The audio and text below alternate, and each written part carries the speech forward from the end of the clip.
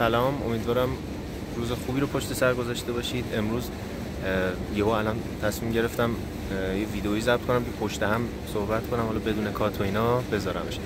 در مورد انتخاب رشته میخوام صحبت کنم و از اونجایی که نتایج ارشد اومده چند روز پیش و فکر کنم 3-4 روز فرصت هست که انتخاب رشته بکنید، خواستم که پیشنهادی که خودم در این زمینه دارم رو بهتون بدم و در موردش یه مقداری صحبت کنم. یه سری چیزا رو بگم، یه خورده ذهنتون بازتر بشه. چون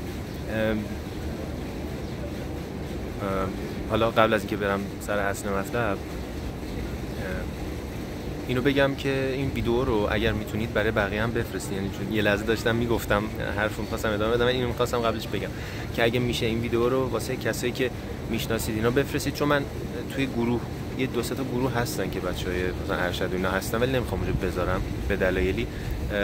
گفتم که اینو اول ویدیو بگم، چون معمولا نمیگم که مثلا لایک کنید، سابسکرایب کنید اینا، ولی این ویدیو رو میگم که پخش کنید، چون تو این 3-4 روز بالاخره بچه‌ها فرصت دارن و ترجیح اینه که حرف یه نفر 2 نفر رو نشنون فقط و صحبت بیشتری رو بشنون. فکر نمی‌کنم یوتیوب بهشون اینو پیشنهاد بده. واسه همین میگم اگه میتونید برای بقیه هم بفرستید، اونایی که فکر می‌کنید ارشد دارن، مثلا الان انتخاب رشته میکنن، حالا تو هر رشته‌ای، تو هر گرایشی.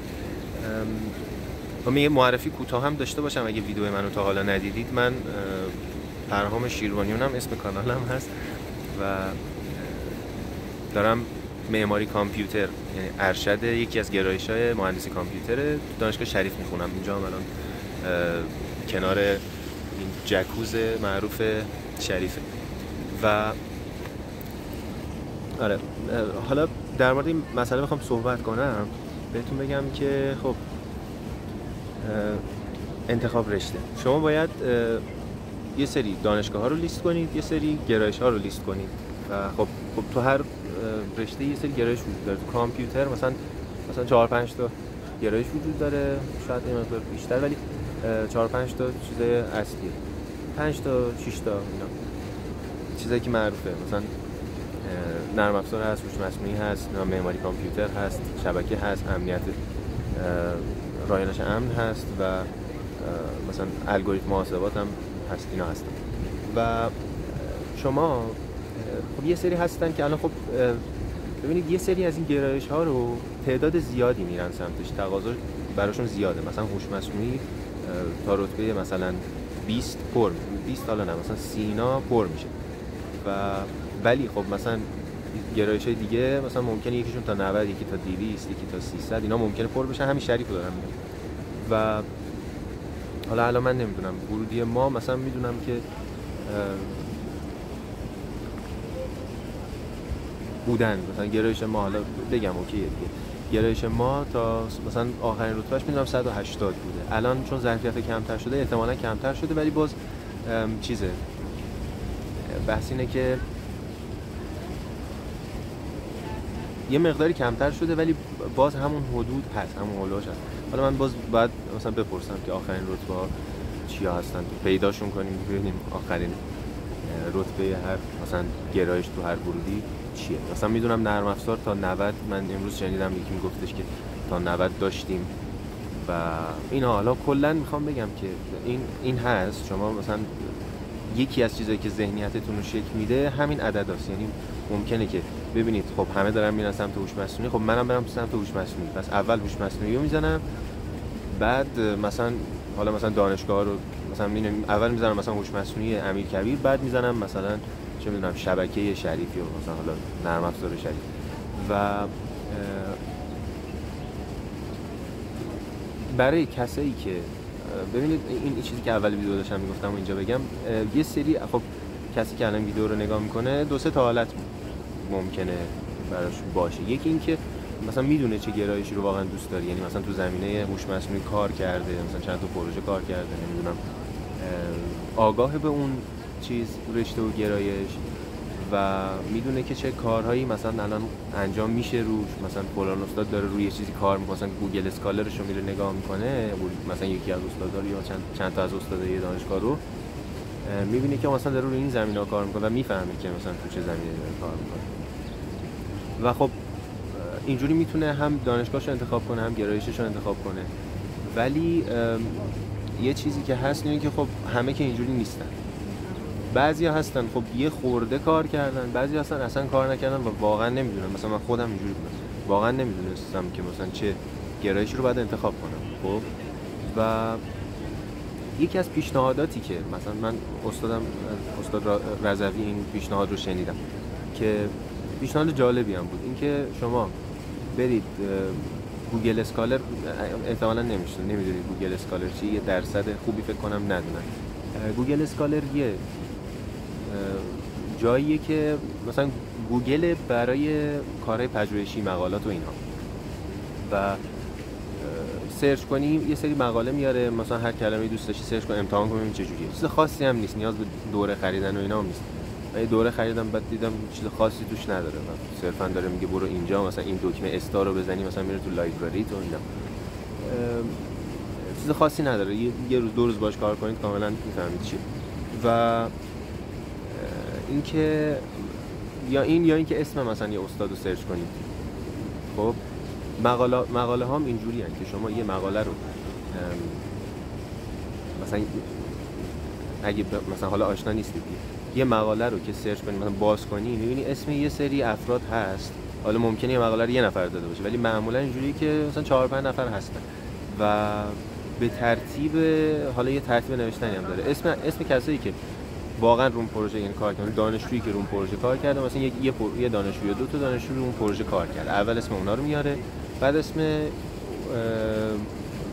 چون اینم حالا شاید ندونید بالا سرتون یه دانشجو دکترایی میمونه معمولا و بالا سر اون دانشجو دکترای استادتونه برای کار پژوهشی. حالا یه بحث آموزش محور هم داریم که حالا اونو من اگه یادم باشه جلوتر میگم. یه سلسله مراتب اینطوری داره. خب استاد نظارت میکنه به شما یه دانشجو دکترایی داری معمولا که بالا سر شماست که حالا اون داره روی زمینی کار میکنه، شما رو هدایت میکنه و مثلا با اون کار میکنید درس شما. و خب بعد اسم اون میاد و بعد اسم استاد. حالا این وسط ممکنه بر اسم مثلا وسط که نه، باز به ترتیب چیز اسم اون افرادی که حالا کار کردن میاد دیگه. ولی خب اون آخریه معمولا استاد است.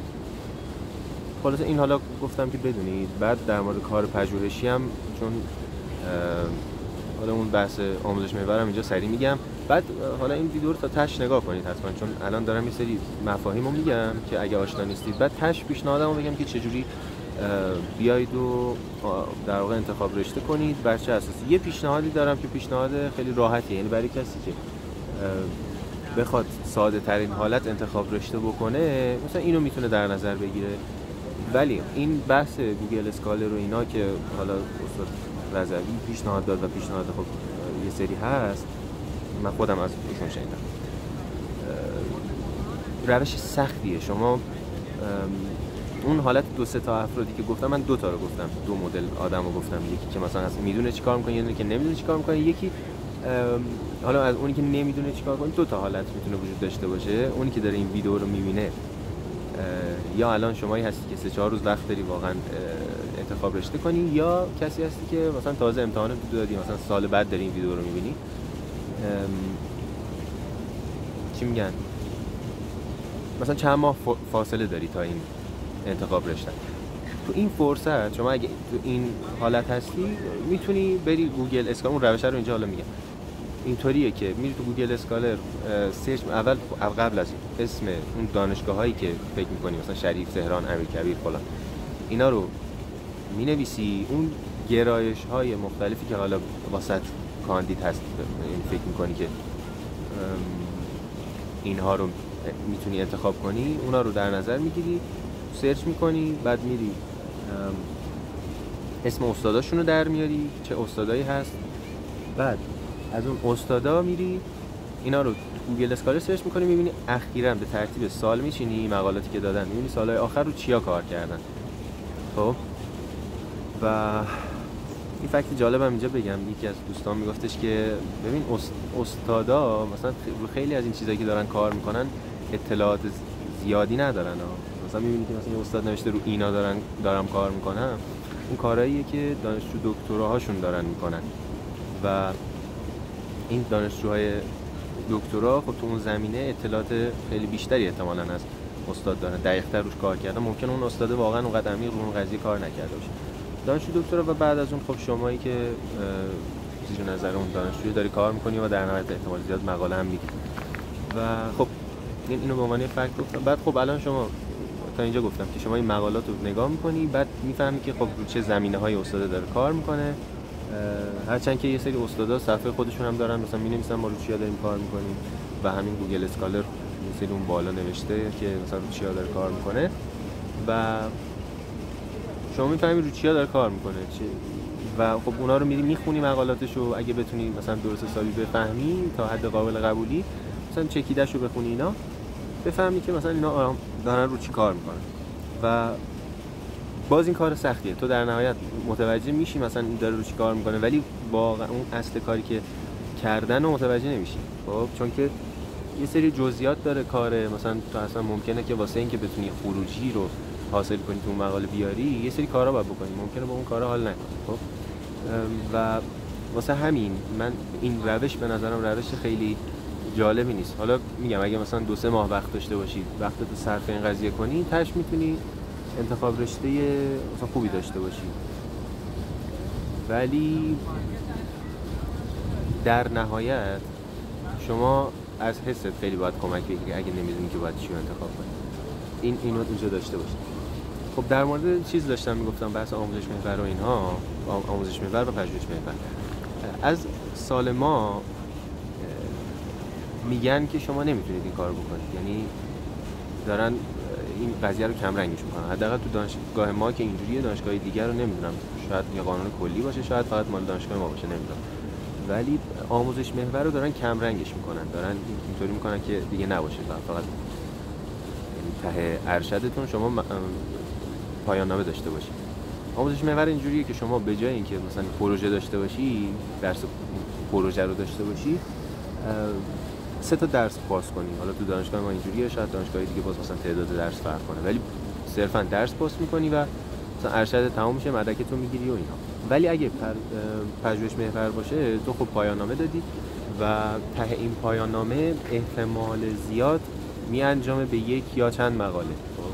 اونو میتونی همون پایان نامه‌ای که دادی خب مفصل‌تر از یه مقاله است، بری دنبال مقاله دادن و اینو مقاله‌ش هم بکنی و میکنن بچه‌ها این کارو و خلاصه اینجوری. ولی اگر که تو آموزش محور بشی، احتمال مقاله دادن خیلی میاد پایین‌تر، چون که استاد راهنما اینجوری بالا سرت نیست که خب بخوای پروژه رو تموم کنی، مگه اینکه خودت پیگیر باشی، مثلا یه درسی رو، یه موضوعی رو بخوای مقاله کنی، یا مثلا خودت بری دنبال. الان با یکی صحبت می‌کردم در مورد این مسئله، میگفتش که خب تو فکر کن که مثلا یه نفری میاد آموزش محور میکنه، مثلا کوده، همچین آدمایی که میاد آموزش محور میکنه که زمان بیشتری داشته باشه واسه مقاله دادن، چون که اون خب بالاخره دفاع کردن از پایان نامه اینا هم زمان بره و داستان داره. خلاصه این از این بابت. ولی اینو نگفتم، حالا گفتم که دارن جمعش میکنن، ولی مثلا یکی از بوردیامون من میدونم که آموزش محور کرد با اینکه میگفتن نمیشه و خودم هم دارم بهش فکر میکنم. حالا بعداً احتمالاً باهاتون در موردش صحبت کنم، ولی اینم از این بابت که من نگست نشست از این بابت که من خواستم بهتون بگم، اینم آشنا باشید با این قضیه، چون کلاً ارشد شما اصل مطلب اینه که روی پروژه کار کنید، خب کار پژوهشی بکنید. ارشد و دکترا اینجوریه و به صورت کلی. حالا فکر میکنم که چون تو تعریف پروژه‌مون من داشتم تو سامان تعریف میکردم، حالتهای مختلفی داشت، اسمای مختلف آورده بود که مثلا یکیش این بود که تو داری کار همین پژوهشی میکنی، یکیش این بود که داری مثلا یه چیز جدید توسعه میدی، دیولپ میکنی و اینا، مثلا اونو داری میسازی. 2-3 تا حالت اینجوری داشت. ولی خب اصلا شمایل ارشد دکترا حول همین داستان پژوهش میچرخه. شما یه سری درس پاس میکنی، مثلا ما حالا گرایش به گرایش، دانشگاه با دانشگاه فرق میکنه، ما یه تعداد مثلا 7 تا درس پاس کردیم، حالا اگه جبرانی نخوریم، من نخوردم جبرانی، یعنی یه سری درس‌ها رو تو دانشگاه قبلیتون مثلا باید پاس میکردین، نکردین، اینجا باید پاس کنید. که آره من 7 درس پاس کردم و خب بعدش سمینار بود و پروژه که همین پروژه در واقع همین پایان نامه است. و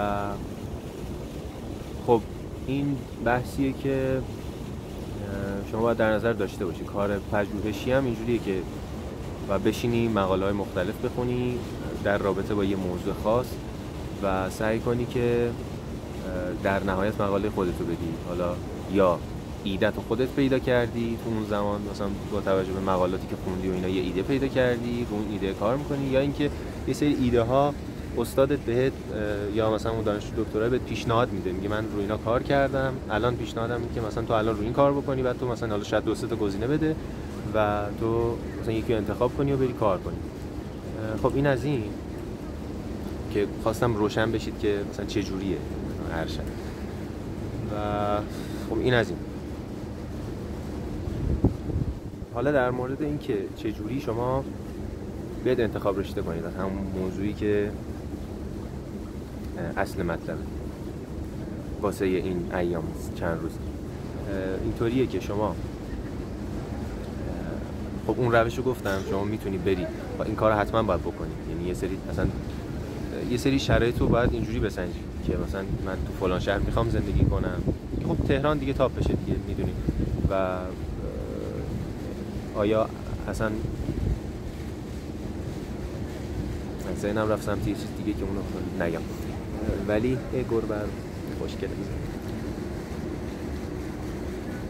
صحنه قشنگی بود، یه لحظه رفتش. ببینید الان اینجا بگم بهتون این که بخوایم انتخاب رشته کنیم، اون روش ساده و اینجوری لقمه‌ایش که بخوای بفهمی که کدوم گرایش و کدوم رشته. اینم نگفتم که من در مورد دانشگاه، من الان خودم برمیگشتم عقب چون من توی انتخاب رشتم یه حرکتی زدم. یه 2 تا گزینه بود که من میدونستم اینا، مثلا میدونستم الان من احتمال خوبی هست که من معماری شریف قبول شم یا اینکه مثلا هوش مصنوعی امیرکبیر. خب و من بین این 2 تا مونده بودم و فکر کنم هوش مصنوعی امیرکبیر رو بالاتر زدم و الان اینجوری هم که شانس آوردم که رتبه‌ام به اون مقداری نرسید که هوش مصنوعی امیرکبیر قبول شم. چون یه واقعیتی وجود داره که اسم و لیبل اون دانشگاه دیگه باهاتون هست. مثلا توی گربه حواسم رو پرت کرد، مثلا توی جاهای مختلف، معاشرت‌های مختلفی که میکنید، مثلا میرید یه جایی چه میدونم یه جای محیط کاری باشه یا مثلا محیط چه من نمایشگاهی چیزی باشه، یا مثلا این چند وقت مثلا من استخر میرم، آدمایی که میبینم جالب صحبت میکنیم. حتی استخر دیگه خب وقتی استخر مثلا شریف باشید دیگه خب عموما شریفن، ولی خب مثلا یه کلا یه سری جاهاش وقتی مثلا شما شروع میکنید صحبت کردن، مثلا میگی مثلا کجا داری، مثلا داری چی کار میکنی، من میگم دانشجوام، بعد میگی دانشجوی چی و کجا. به صورت کلی من میگم دانشجوی شریفم و میگم دارم چی میخونم، دارم میگم مهندسی کامپیوتر میخونم. خب بعد حالا اگه یارو بخواد دقیق بشه، خب من میگم من دارم ارشد شریف میخونم، مثلا کارشناسیم دانشگاه گیلان بودم. خب مثلا اونو نمیگم دیگه، میگم شریف بودم دیگه، طبیعیه شما باشید همین کارو میکنید. و میگید که و خب اصلا الان دارم شریف میخونم، واقعا الان دارم میخونم و نمیاد با جزئیات بگید من دانشگاه قبل اول مثلا دانشگاه حتی مثلا شاید دارید دکترا میکنید بگید مثلا دانشگاه اولم فلان، مثلا دانشگاه آزاد بود، دانشگاه دومم دانشگاه مثلا شیراز بود، دانشگاه سومم مثلا دانشگاه مثلا چه میدونم امیرکبیر تهران ایناست. مثلا میایید میگید در من مثلا دانشگاه تهران میخونم، بعد مثلا میگید چی، میگی دکترا، بعد حالا مثلا رشته رو مثلا یارو مثلا میگه خب مهندسی کامپیوتر دیگه، مهندسی کامپیوتر گرایش‌های مختلف داشت. ولی گرایشو که مثلا من الان بگم معماری کامپیوتر یارو نمیفهمه که. خب مثلا میگم مهندسی کامپیوتر، حالا اگر یارو کامپیوتری باشه بخواد بپرسه و اینا، تو مثلا میگی من الان دارم معماری کامپیوتر میخونم، دارم سخت افزار میخونم، دارم مثلا هوش مصنوعی کار میکنم یا چیزای مختلف. بنابراین میخوام بگم لیبل این دانشگاهه یه هست باد و این برای من خیلی ارزشمنده، واقعا این برای من خیلی ارزشمند تر از اینه که مثلا برم هوش مصنوعی دانشگاه دیگه بخونم، حالا هرچند که اون هوش مصنوعی تاپ باشه تو دنیا.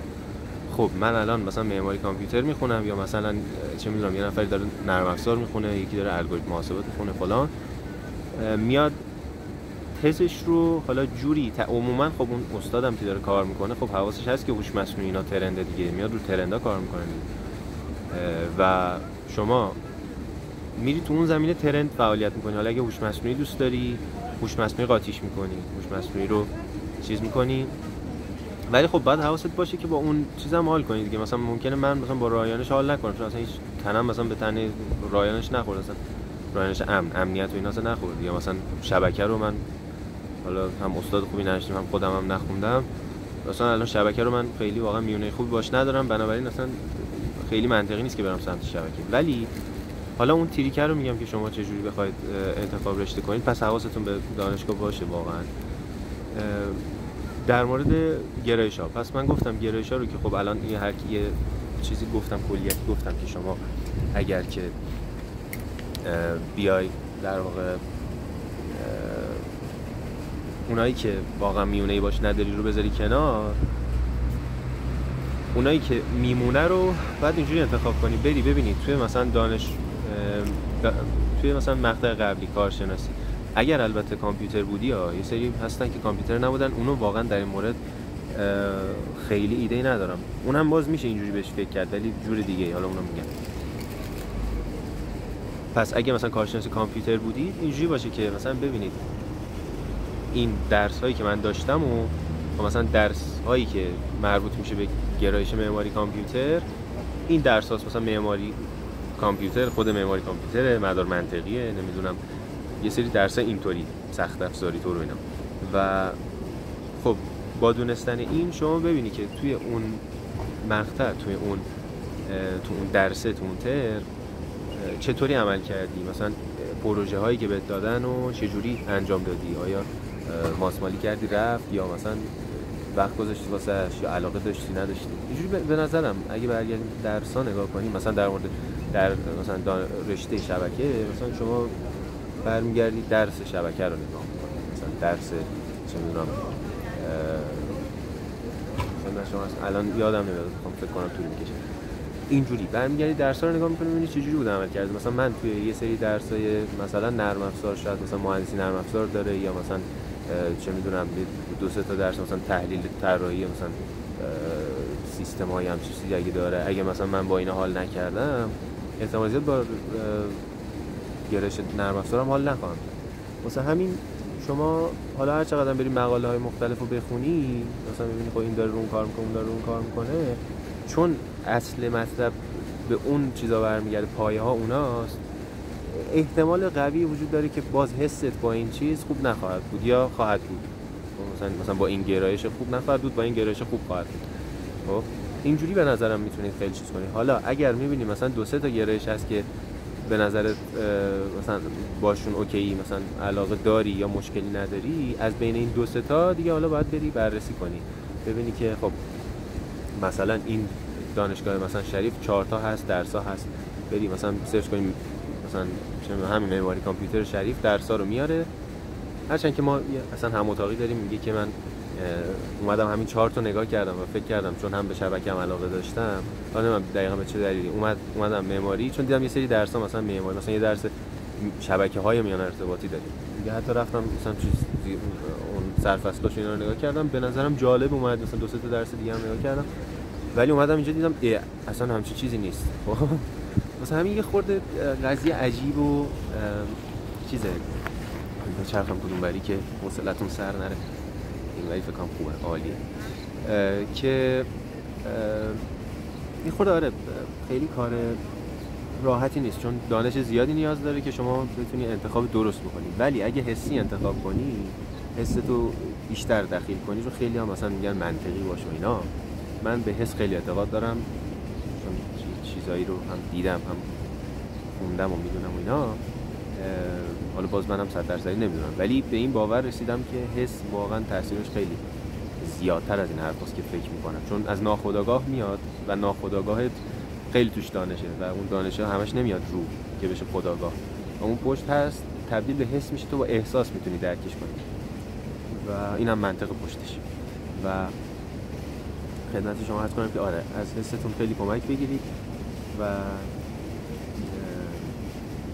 همین اون در مورد اون کسایی هم که گفتم که خب مثلا کارشناسیشون مثلا کامپیوتر نبوده و نمیتونن خب برگردن درسایی که قبلا مثلا درسی که تو کارشناسی کامپیوتر هست و مرور کنن بگن ما به این علاقه داریم یا نداریم، تو اون حالت میتونن باز همین سرفصلا رو نگاه کنن به نظرم. مثلا چون خب خونده دیگه طرف، کنکوره رو خونده دیگه، کنکوره رو بالاخره کنکورم وقتی میدی آره دیگه با خیلی هاشون آشنا میشی، ولی خب با یه سری درس‌ها دیگه آشنا نمیشی. مثلا این سری درسای مثلا همین چون تحلیل طراحی که گفتم، مثلا طراحی کامپایلر و اینا فکر کنم تو کنکور دیگه نیست و چون آره کنکور علوم کامپیوتر رو نمیدونم، توی آیتی هم نمیدونم. تو آیتی فکر کنم مهندس نرم افزار داریم ولی کامپایلر فکر کنم نداریم و آره نداریم. به هر حال منظورم اینه که یه سری درس‌ها رو احتمال زیاد نخونید، ولی خب اونا رو مثلا میتونید برید سرفصلاشو نگاه کنید، کلیتشو نگاه کنید ببینید چه جوریاست، بعد از اونجا میتونید بفهمید که این درسایی که قراره پاس کنید و اون هولوش کاری که قراره داشته باشید تو چه مایه‌هایی و آیا ارتباط با اون موضوع برقرار میکنید یا نه. مثلا معماری کامپیوتر، خب مثلا الان آزمایشگاه‌های مختلفی که داریم تو دانشگاه، مثلا آزمایشگاه ما مثلا رو جی پی یو و مثلا مموری کار میکنه، آزمایشگاه مثلا یکی دیگه رو سیستم‌های نهفته کار میکنه، این چیزایی که مثلا توی چه میدونم ماشین لباسشویی هست، تو تلویزیون هست، اینا میاد مثلا اینا رو سعی میکنه بهینه کنه یه سری مشخصه هاشو، یا مثلا یکی دیگه میاد روی باز مثلا استوریج، همون فضای ذخیره سازی اینا کار میکنه، یا یکی میاد رو بخش مثلا نرم افزاری اون سخت افزارا کار میکنه، مثلا یه چیزی بین سیستم عامل و چیز. مثلا من خودم با اون سیستم عامل ارتباط برقرار نمیکنم چون با درسش خیلی ارتباط برقرار نکردم، بنابراین با یه سری از این آزمایشگاه حال نخواهم کرد. ولی خب وقتی میام اینجا مثلا 5 6 تا گزینه دارم که مثلا 5 6 تا گزینه آزمایشگاه هست که من مثلا برم تو آزمایشگاهی که مثلا داره رو جی پی یو کار میکنه، خب ولی همه اینا اون پایه‌شون چیز دیگه، همین مباحث معماری کامپیوتر. تو اگه مثلا با اینا حال نکنی اصلا کلا با این گرایش حال نمی‌کنی، مثلا با درسش حال نمی‌کنی، با کاری که قراره به عنوان پژوهشت کار کنی حال نمی‌کنی. بنابراین در نهایت جمع‌بندی کنم این حرفا رو، به نظرم برید سرفصلای درس‌ها رو نگاه کنید، سرفصلای اون حتی درس‌های ارشدی که مثلا تو دانشگاه‌های مختلف برگزار میشه اگه هستش، اگه مثلا تو اینترنت پیدا میشه اونا، ولی خب کارشناسی بیشتر پیدا میشه، واسه همین گفتم کارشناسی. اونا رو هم برید نگاه کنید، در نهایت حس و حالتون رو نسبت به اون چیز پیدا کنید و دیگه بعد بچینید مثلا دانشگاه رو بچینید و خب گرایش‌ها رو بچینید، بعد ببینید مثلا گرایش فلان که من بیشتر دوست دارم توی دانشگاه مثلا یه خورده ضعیف‌تر میچربه، یا اون دانشگاهی که اون رشته‌ای که کمتر دوست دارم ولی تو دانشگاه بهتری هست. به نظرم دانشگاه بهتر میچربه و این باز پیشنهادهای من بود. یه پیشنهاد دیگه هم این که شما میخواید انتخاب رشته کنید، فرض کنید که رتبه یکی، مگر اینکه مثلا رتبهتون 1000 و 2000 و اینا باشه که واقعا از یک دور باشه، ولی فرض کنید که رتبهتون یکه و اونجوری بیاید دانشگاه و رشته ها اونا رو بچینید. امیدوارم که اون چیزی که صلاح در نهایت واسهتون اتفاق بیفته و برید جلو، ببینید که با اینی که انتخاب کردید دارید حال میکنید واقعا. من خودم خیلی ایده‌ای نداشتم که چه جوری خواهد بود این دانشگاه و این رشته، ولی اومدم دیدم واقعا داره خوش میگذره بهم و خب این به اونجایی برمیگرده که من توی مثلا درس مدار منطقی مثلا پروژه رو نشستم باش مثلا زدم، یعنی حال کردم باش، ولی مثلا یه درس دیگه رو پروژهشو مثلا ماسمالی کردم رفت، مثلا حالا اسم نبرم یکی دو تا مثلا بیشتر از یکی دو تا درس بوده که من پروژه رو مثلا ماسمالی کردم رفت، ولی خب مثلا معماری کامپیوتر فکر کنم بود یا آزمایشگاهشون بود، مثلا نشستم مثلا معماری کامپیوتر رفتم، مثلا تنها درسی بود که من رفتم واسش کتاب خریدم، مثلا با اینکه نخوندم ولی اینطوری بود که خوشم اومده بود از درس و رفتم کتاب بخرم که بخونم، فرصت نشد و اینا از اینجا برمیگرده، یعنی به اینجا برمیگرده. چی میگم؟ همین دیگه یه تیکه صحبت کردم و ویدیو رو هم سعی می‌کنم، چون امروز یه ویدیو دیگه هم ضبط کردم و اینو گذاشتم، اینم سعی می‌کنم امشب مثلا بذارم که زود به دستتون برسه و حتما سعی کنید که اگه براتون مفید بود بفرستید واسه کسایی که الان دارن انتخاب رشته میکنن، چون فکر نمی‌کنم یوتیوب اینو بهشون پیشنهاد بده، چون که اونقدر هنوز دیده نشده کانالم و ویوها اونقدر بالا نیست و خودم هم دارم جایی نمیذارم این ویدیو رو خیلی توی مثلا این کانال و اون کانال و گروه و اینا دارم نمیذارم دیگه، فقط همینجا آپلودش میکنم. واسه همین ممکنه مثلا 2 نفر باشن که الان توی این شرایط واقعا هستن، توی شرایط انتخاب رشته ارشد همین الان واسه این 3-4 روز، و این 2 نفر سعی کنن به هر تعدادی که میشناسن و اینها این ویدیو رو لینکشو بفرستن، شما که دارین میبینید بفرستین که اونا هم استفاده کنن. واقعا قصد اصلیم اینجا کمک کردنه به اون افراد تا مثلا ویو گرفتن و واسه همین دیگه یه تیکه ضبط کردم که سریع جمع بشه قضیه و امیدوارم موفق باشید. فعلا خداحافظ.